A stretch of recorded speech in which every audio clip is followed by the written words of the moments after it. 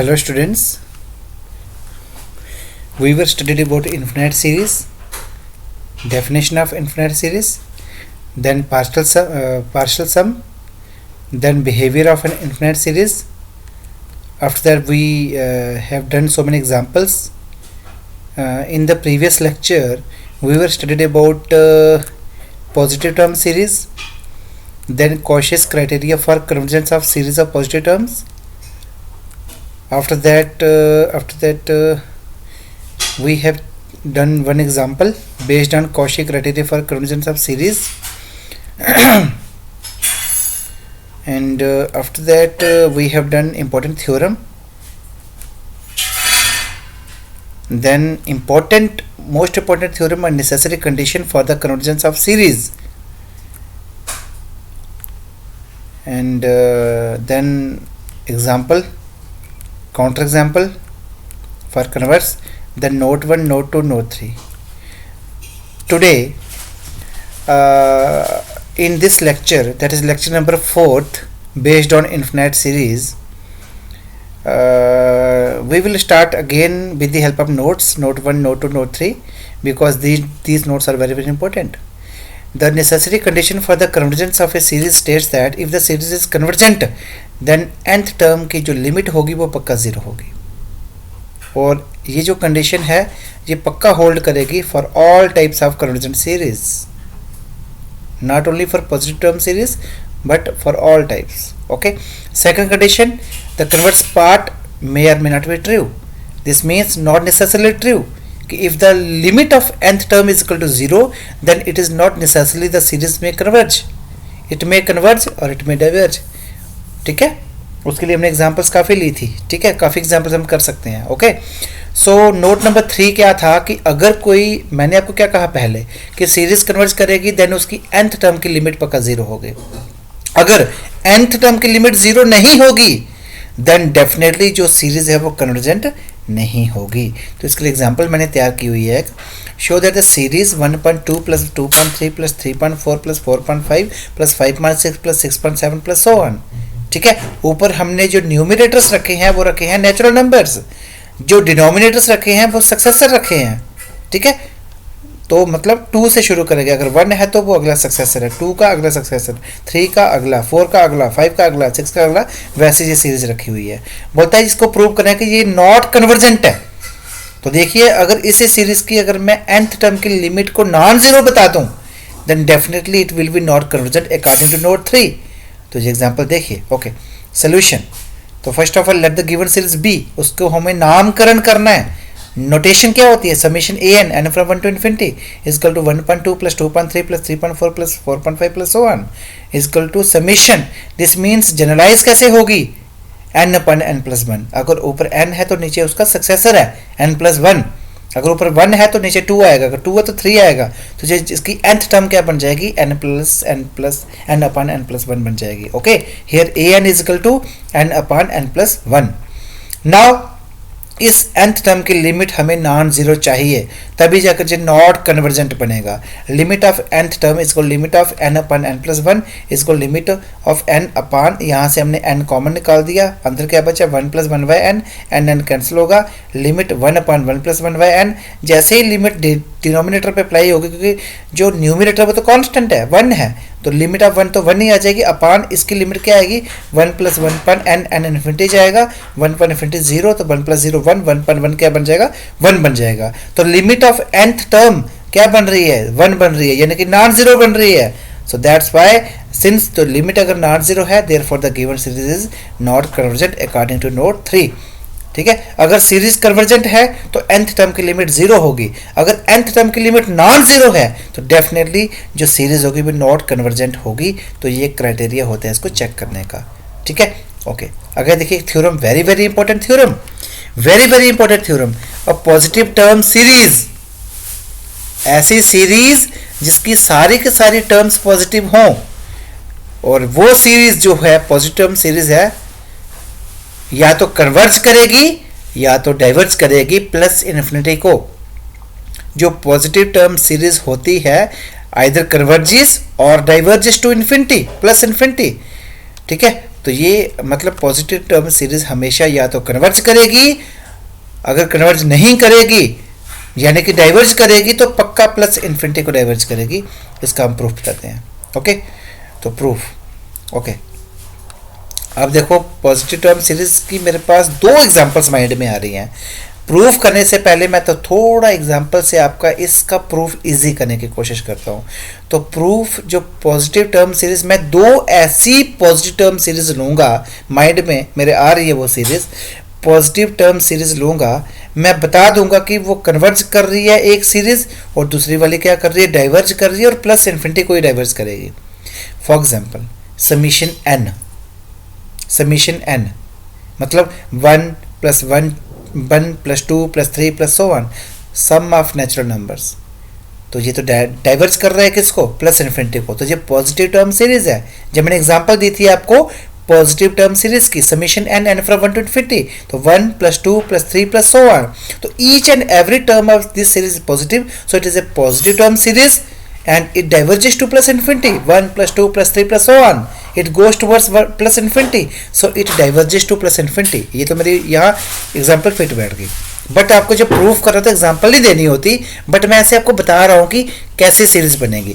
Converge के लिए मैं एग्जाम्पल मेरे माइंड में आ रही है वही जो मैंने वहाँ एग्जाम्पल दी थी, 1/n series, 1/n summation 1/n n from 1 to infinity, 1 + 1/2 + 1/3 + 1/4। ठीक है, अब देखिए ये भी आपकी पॉजिटिव टर्म सीरीज है, लेकिन ये कन्वर्ज करेगी जीरो पे। जैसे ही n टेंड टू इन्फिनिटी होगा वो जीरो पे चला जाएगा, मतलब इसकी जो लिमिट है, कहने का मतलब ये होगा कि ये जीरो वाली साइड कन्वर्ज कर रही है। ठीक है, तो ये सीरीज जो है ये कन्वर्ज करती है, जीरो को कन्वर्ज करती है। ठीक है, तो कहने का मतलब ये हुआ समीशन 1/n जो सीरीज है, सॉरी समीशन 1/n² लेना, because summation 1/n is not a convergent series by P test, जो आगे हम पढ़ेंगे। ठीक है, 1/n, तो 1/n² कर सकते हो, because p is greater than 2।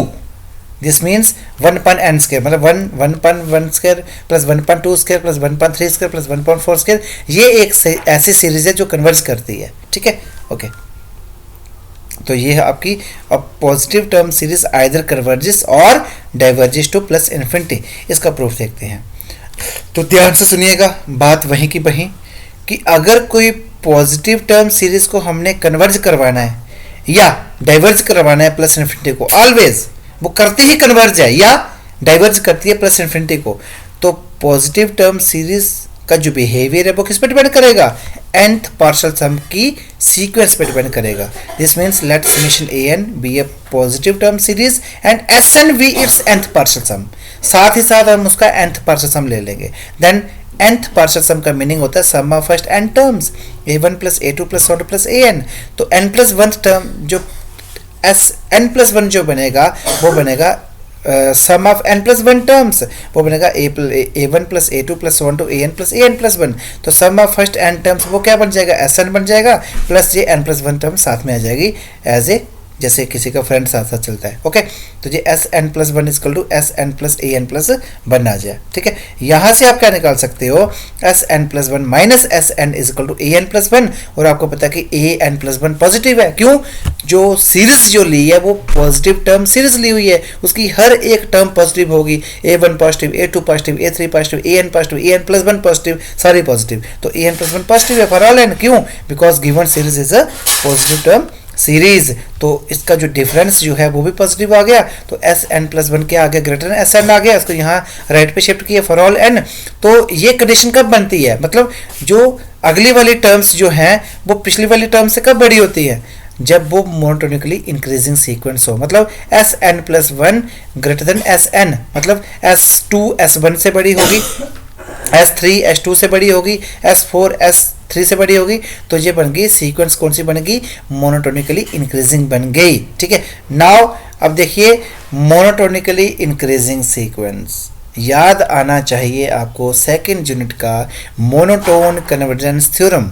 Monotone convergence theorem ये कहती है every monotonically increasing sequence if it is bounded above then it converges, and every monotonically increasing sequence, if it is unbounded above, then it diverges to plus infinity.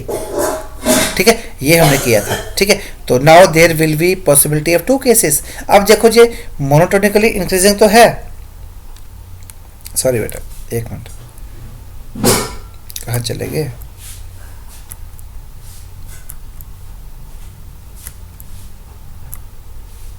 यहाँ देखिए,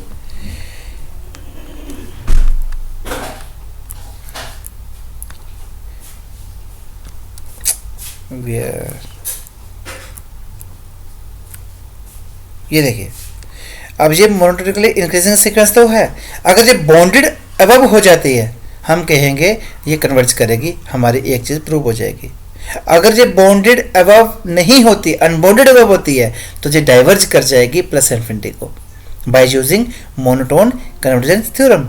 तो दो case बनेंगे. There will be a possibility of two cases, either this sequence is bounded above और unbounded above. या तो ये bonded होगी, अगर बॉन्डेड नहीं है तो क्या होगी? अनबॉन्डेड अबव होगी, क्योंकि ये मोनोटोनिकली इंक्रीजिंग का केस है तो हम अबव की बात करेंगे. जब मोनोटोनिकली डिक्रीजिंग का केस होगा तो बॉन्डेड बिलो का केस करते हैं. उस केस में मोनोटोन कन्वर्जेंस थ्योरम कहती है कि अगर मोनोटोनिकली डिक्रीजिंग सीक्वेंस होगी जो बॉन्डेड बिलो होगी, देन वो कन्वर्ज करेगी. अगर वो अनबॉन्डेड बिलो होगी तब जो डाइवर्ज करेगी प्लस इन्फिनिटी को. बट ये मोनोटोनिकली इंक्रीजिंग का केस है, तभी इसमें दो केस बन सकते हैं, या तो बॉन्डेड अबव का या तो बॉन्डेड अनबॉन्डेड अबव का. ठीक है, तो ये दो केस बनेंगे. अब यहाँ से देखिए, ये देखिए, now there will be possibility of two cases that the sequence may be bounded above और अनबॉन्डेड अबव. अगर ये बॉन्डेड अबव है तो लग जाएगी since SN is monotonically increasing sequence and bounded above भी हो जाएगी, so it is convergent by monotone convergence theorem, या ब्रैकेट में लिख सकते हो.